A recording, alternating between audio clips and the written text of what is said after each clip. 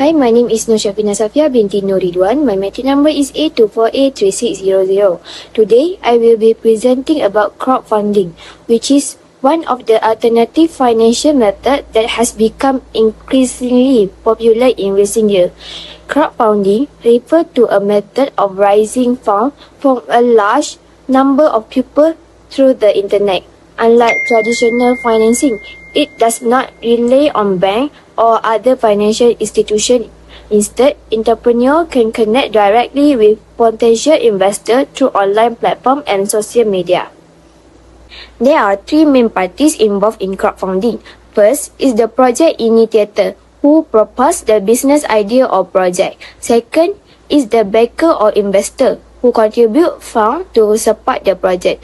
Third is crowdfunding platform, which act as intermediary connecting project creator and contributor.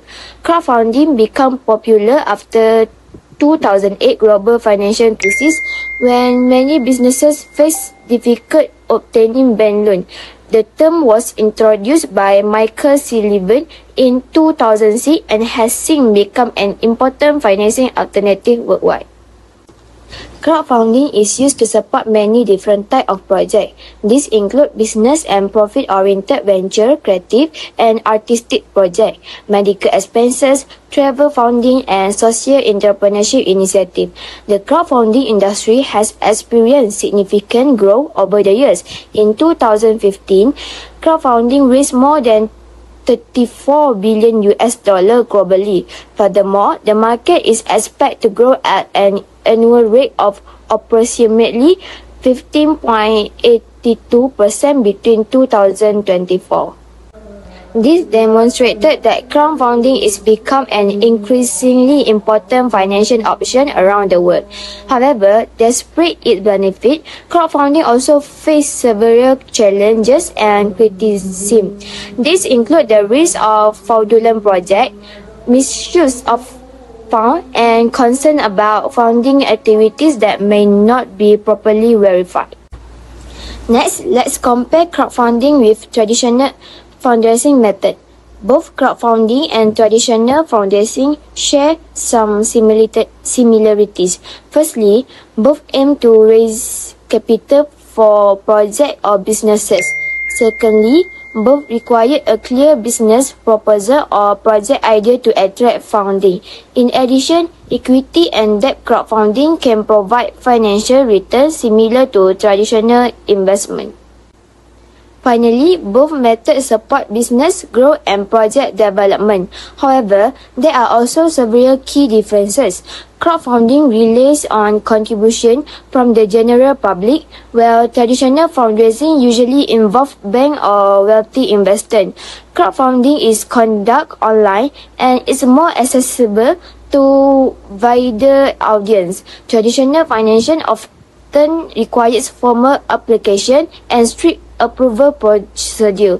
Another difference is that crowdfunding collects small contribution from many people, while traditional funding usually involves larger investment from a few sources. Lastly, crowdfunding allows entrepreneurs to maintain greater control over their project, whereas traditional investors may influence business decisions. Hi, my name is Andren Joseph. I will be presenting the history of crowdfunding in the United States, the United Kingdom, and Malaysia. Crowdfunding refers to the practice of raising small amount of money from a large number of people, usually through online platforms. Although the idea of collective fundraising has existed for a long time, modern crowdfunding began with the growth of digital technology. Starting with the United States, it is often regarded as the birthplace of modern crowdfunding. An early example was Joseph Pulitzer fundraising campaign in 1885 to finance the pedestal of the Statue of Liberty. However, modern crowdfunding gained momentum with the launch of ArtistShare in 2003, followed by Indiegogo in 2008 and Kickstarter in 2009. Later, the Jobs Act of 2012 legalized equity crowdfunding, allowing ordinary investors to purchase shares in private companies. In the United Kingdom, crowdfunding evolved through innovative financial models. In 2005, Zopa became the world's first peer-to-peer or P2P lending platform. This was followed by Crowdcube and Seedrs, which pioneered equity for crowdfunding. The UK further strengthened the industry by introducing formal regulation in 2014 through the Financial Conduct Authority, creating one of the world's leading fintech ecosystems. Meanwhile, Malaysia took a different approach by focusing on regulation. In 2015, Malaysia became the first country in the Asia-Pacific region to regulate equity crowdfunding. It also introduced a P2P financing framework in 2016 and developed Sharia-compliant crowdfunding models, making crowdfunding more accessible while ensuring compliance with Islamic financial principles. In conclusion, although each country followed a different path, all three contributed significantly to the growth of crowdfunding. The United States popularized it, the United Kingdom innovated its financial models, and Malaysia pioneered regulatory development. Together, they help democratize finance by enabling the public to directly support businesses and projects. Thank you. Now, let's discuss the advantages and disadvantages of crowdfunding. Starting with the advantages, crowdfunding provides access to a much wider pool of investors compared to bank or individual investors. Businesses can receive support for hundreds or even thousands of contributors. It also helps validate market demand because people are willing to support an idea before the product is fully developed. In addition, crowdfunding helps build a loyal customer community and increase brand awareness through social media exposure. Other advantages include faster fundraising, access to different financial models, opportunities to attract future investors, and the ability to reach global market. On the other hand, crowdfunding also has several disadvantages. One major risk is reputational damage if the campaign fails to achieve its target. High competition among crowdfunding projects means entrepreneurs need strong marketing effort to attract attention. There are also legal and regulatory requirements, especially for equity crowdfunding, which may increase costs. Finally, managing a crowdfunding campaign can be time-consuming because entrepreneurs must communicate regularly with backers and provide updates throughout the campaign. There are 5 main models of crowdfunding. The first is donation-based crowdfunding. In this model, contributors donate money without expecting any return. It is commonly used by charities, non-profit organizations, and community projects. The second is reward-based crowdfunding. Contributors receive reward in exchange for their financial support. This reward may include product, service, membership, or yearly access to new products. The third model is equity-based crowdfunding. Investors receive share or ownership in the company and may earn a portion of future profit. This model is similar to a venture capital investment. Fourth model is royalty-based crowdfunding.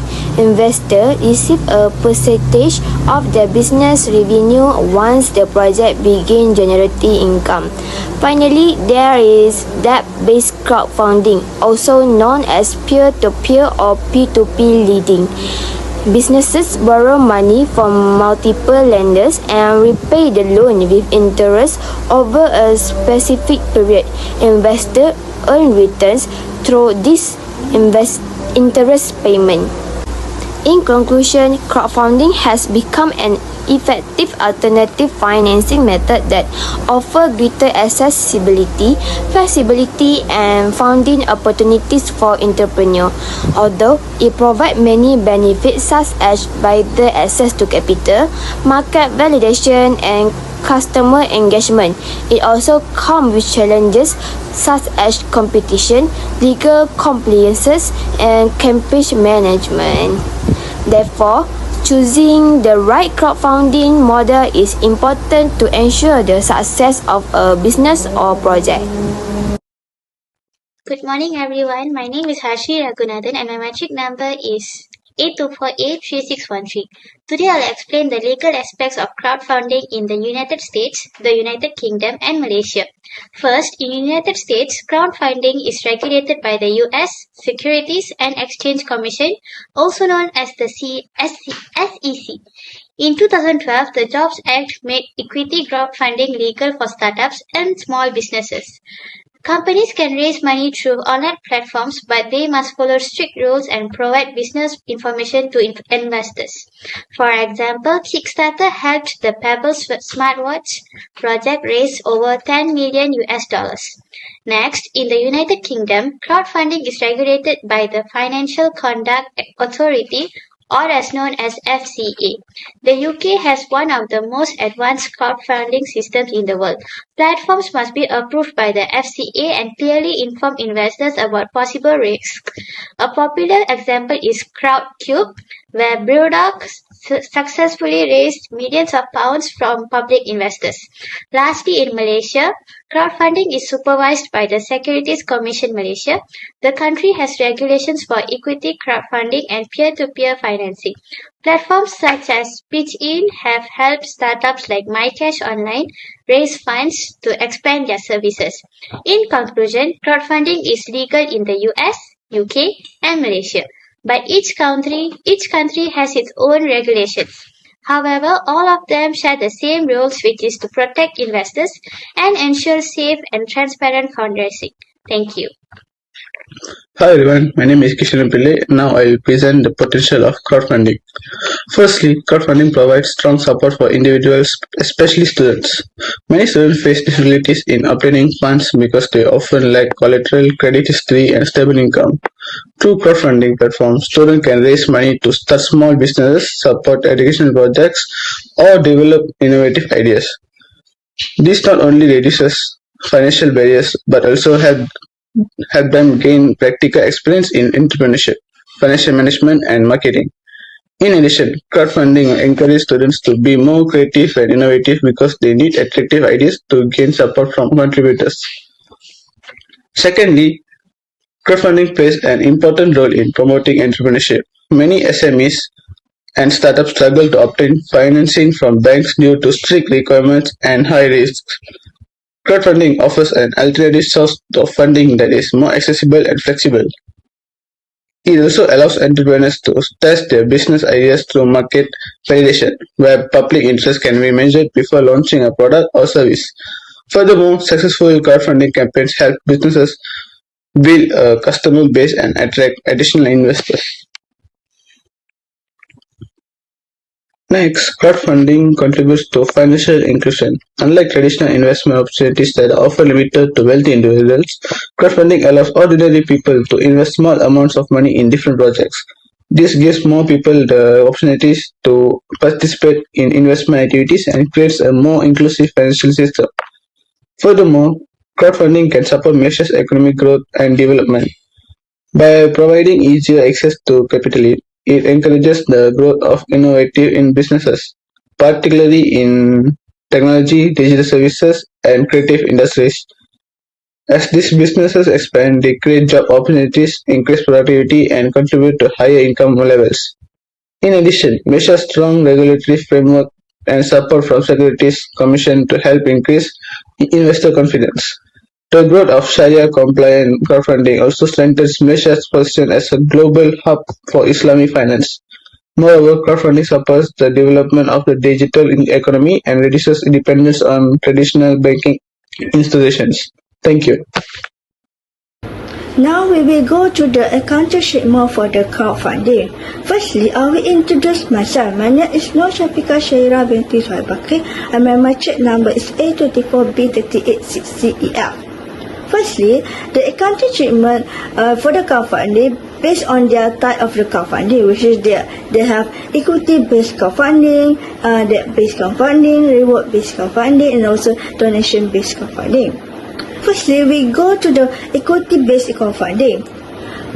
It means that investors will generate profit if the company or the project perform well, and they also lose the full investment if it falls.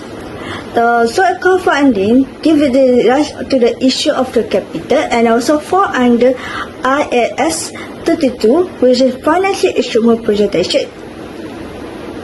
It will be also accounted for the equity instrument also measurement. For this general entry is debit cash and also credit equity. Next is debt-based crowdfunding.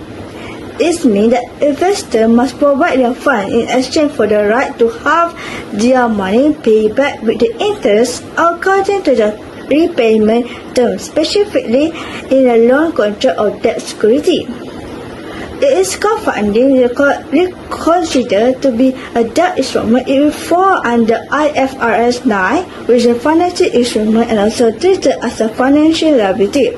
Their general entry is debit cash and also credit financial liability.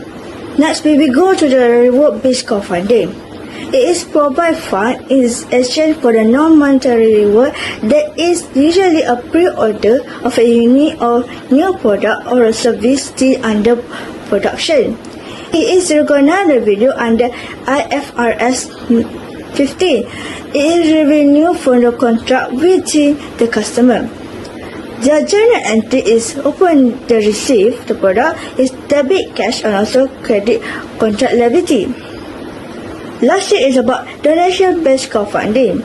It means that investors make a donation to the project or the company and receive a product which already exists rather than product that has been yet to be developed. This donation receipt were recognized under other income and also recorded in the statement of profit or loss. Their general entry is debit cash and also credit other income. Financial reporting framework. Firstly is about transaction costs. The costs that be related to the crowdfunding campaign such as platform fees are often deducted from the equity raise or expenses. It depends on the nature of the transaction. Second is about reward-based crowdfunding. Under IFRS 15, it is recognized when the reward is promised, and also revenue is recognized as a performance obligation are satisfied. It also after using the point in time or overtime approach depend on the when the control being transferred to the customer. Third is about equity-based crowdfunding under IAS 32. It's an equity instrument is recognized.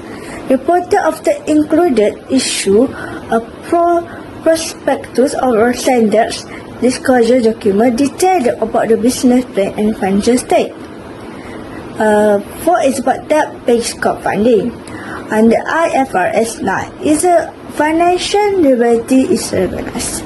This involves when assess the credit quality of the borrower and also reporting the interest and repayment. Lastly is about disclosure. Under IFRS 30 and AIS 1 is the entities that may be need to be disclosed information regarding of the nature of the campaign, contingent liability, and also the fair value measurement of the instrument issue. Next, we go to the transaction issue that also regulated incentive in the company. So, the transaction issue is been categorized by two individuals, which is issuers and also investor. For the issuers, which is fund seeker, the tax treatment is depend on the type of the company model that we use. First is whether of the equity-based and also reward-based company. If campaign provide backer with equity or reward, the funds raised as generally considered taxable income for the fundraiser. However, if a fund are spent on deductible business expense, its net taxable income could be reduced to zero. For donation-based crowdfunding, it's a fund that be raised may not be taxable if they are considered as a gift, but it depends on the specific circumstances that whether it is any expectation of a return of benefit to the donor. Third is debt-based finance, which is fundraiser that considered as a loan, not income. Therefore, they are not being taxable upon receipt. However, if an issuer must pay their interest to investor, so this interest is need to be tax deductible, which that can help reduce the company taxable profit. Next, we will go to the taxation issue for the investor, which is contributor. From the investor perspective, the taxation is depend on the type of a return that be generated from the crowdfunding investment. So in equity crowdfunding, the investor may receive the return in the form of the dividend or capital gain. In the dividends, it may be subject to tax depending on the applicable tax system, while the capital gain are generally not taxed in Malaysia unless the investor is actively trading share as a business activity. Second is the debt-based finance, which the investor can earn interest income, which is considered as taxable income. This means that individual must declare such earning when filing their income tax return. For donation-based crowdfunding, there are typically no tax implication for the investor, as they not receive any financial return. Lastly, we go to the regulatory tax incentive in Malaysia. Under this scheme, the individual investors are eligible for the income tax exemption at amount equal to 50% of the total investment that be made by the qualified individual that shall not exceed 50,000 ringgit for each year of assessment, and limited to 10% of aggregate income of the qualified individual in a basis period for the year of assessment within which the exemption is granted. However, this initiative is subject to certain conditions. Firstly, the investment made through the ECF is not disposed of either in a full or in a part within 2 years from the date of the investment is made. Second is a qualified individual if referred to short invest in an investing company from 1st January 2021 to 31 December 2026. Third is about qualified individual refer to the individual invest in an investing company in a form of holding share which is be paid in a cash to the investing company through an equity crowdfunding platform, nominee company or nominee limited liability partnership.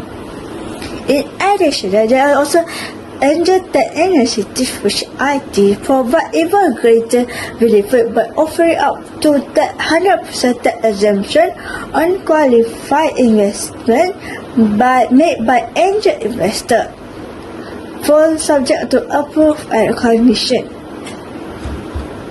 For that based duty exemption. For debt-based financing, the government also provides some duty exemption on the investment note issued through the recognized platform. This reduces administrative costs and also encourages of issuers and investors to participate in the crowdfunding ecosystem. Assalamualaikum and salam sejahtera. My name is Muhammad Nabil Thaqib and my metric number is 82483594. Today I want to present a conclusion. Okay, to conclude, crowdfunding is effective alternative financing method that allows entrepreneurs and business to raise funds from a large number of contributors through online platform.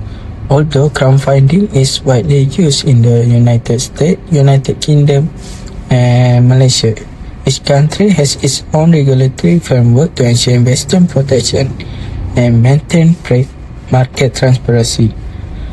Crowdfunding also offers several advantages such as easier access to capital, market validation, greater financial inclusion, and opportunities for business growth. These benefits make crowdfunding an attractive option, especially for startup and SME. In addition, the different crowdfunding models, including donation-based reward, based equity, based royalty, based and debt-based crowdfunding, provide flexibility for both fundraiser and investor based on their objective and financial needs. Overall, crowdfunding has significant potential to support innovation, entrepreneurship, and economic development in the future. Okay, I will continue to recommendation part. Based on recommendation, the first step is to increase public awareness and understanding of crowdfunding through education and training program. This can help more people understand the opportunities and risks involved before participating in crowdfunding activities. Secondly, crowdfunding platforms should improve transparency by providing clear and accurate information about projects seeking funding. This allows investors to make informed decisions and increase their confidence in the platform. Lastly, regulations should continue to be strengthened to protect investors and maintain public trust in the crowdfunding market. Strong regulations can help reduce fraud and ensure that crowdfunding remains a safe and reliable financing method. By implementing these recommendations, crowdfunding can continue to grow and contribute positively to entrepreneurship and economic development. Thank you.